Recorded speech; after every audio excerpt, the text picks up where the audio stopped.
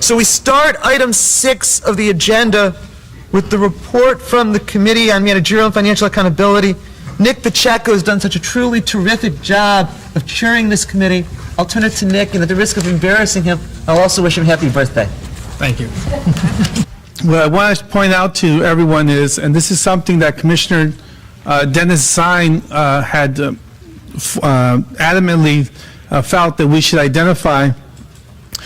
When you look at taxpayer money, because what we're talking about is we're talking about your money. I mean, basically, when we talk about finance and management, we're talking about your money. And it's critical that when we're talking about taxpayer money, that it be handled appropriately and there be checks and balances in the process.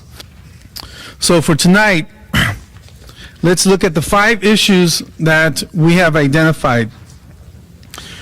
The 5 issues that we've identified is, should the accounting and auditing be segregated or contained within the controller's office as it is now? The second issue is, should there be a controller auditor appointed or elected? The third issue is, should there be a Department of Finance, and if so, where should it be in terms of the controller, the mayor, and the council? Fourth issue is, should there be a city budget office?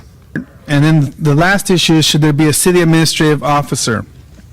On issue which is letter C, whether or not a Department of Finance should be created, there has been consensus among the committee members that there should be a Department of Finance and it should be under the direction of the mayor's office. But basically, it's viewed that the administrative functions should be left with the executive branch of the government. I put out a sort of cheat sheet of all the tasks that are involved in a finance department. It's a grid, and page 2 has all the tasks.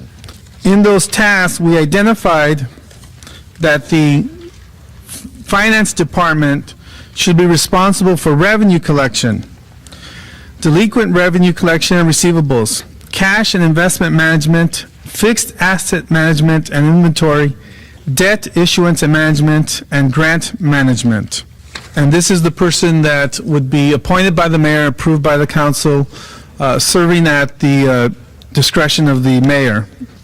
Do we have a representative from the mayor's office here this evening? Teresa Pitsakis? Good evening. Thank you so much for joining us. Oh, thank you. Hopefully you've all received a copy of this one-pager, and there's copies available for the public as well. The mayor recommends that the financial functions of the city be consolidated into one city department. He would propose a city finance department. These would be functions that are currently performed in the city treasurer's office, certain tax collecting and revenue collecting in the city clerk's office, what's performed by the CAO, and the pre-audit accounting function that's performed by the city controller. Chet, I'm sorry. Okay. Let me just say, first of all, that I really appreciate the quality of the report that's been put together, as well as Erwin's always excellent responses and viewpoints. I do respectfully disagree with the approach.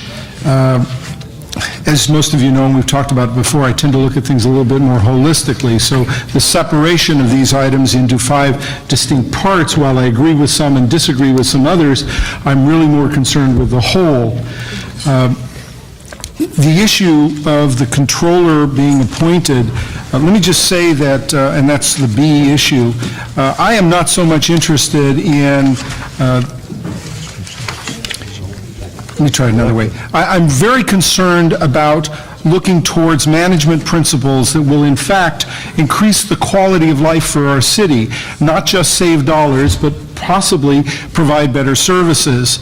And the fundamental issues that I see are clear lines of responsibility and therefore clear lines of authority. And I'm really more interested in value than I am in the quantity of taxes, although certainly I don't like to pay taxes any more than anybody else, but when I do pay my taxes, I'm looking for the value. My concerns are not about the honesty of every single department head. I want to start with the preface that the department heads and the folks working for our city are basically honest people trying to do a decent job. But it's about good management responsibility, and holding people responsible means that they must have clear lines of authority.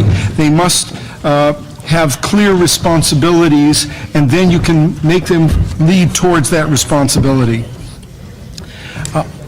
I think we are using the wrong terms when we look at the whole process of the city controller, the difference between audit and financial accounting. Auditing is not management. And right now, the controller, as I understand it, is involved in the management process because he or she is in fact having to sign off on checks. That's part of management. I really see a different form of government. I see a form of government where you have a mayor who is responsible as the chief executive officer, the executive branch, of running the government, of getting things done.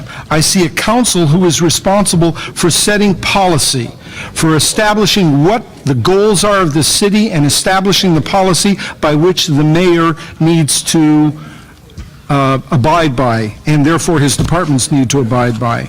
And I see a different role for what has commonly been called the controller, and that is, in my mind, for lack of a better term, an auditor general.